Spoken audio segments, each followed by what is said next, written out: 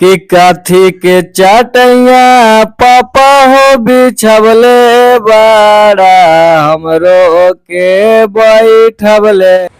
हमारा Facebook page पे देखते होंगे तो फेसबुक पेज को फॉलो कर लीजिएगा। कि काथी के चाटैया पापा हो बिछवले बाड़ा हमरो के बैठवले बाड़ा ना।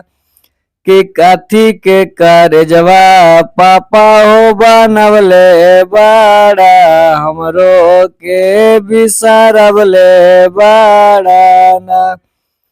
कि कुसा के चाटैया बेटी के बिछवले बानी तोरो के बैठवले बानी ना। कि पत्थर के कारजवा बेटी के बनवले बानी तोरो के बिसरवले बानी ना। तो हेलो दोस्त, कैसा लगा? अगर अच्छा लगा होगा तो शेयर कीजिएगा और अपना कमेंट में बताइएगा कि हाँ अच्छा लगा कि नहीं।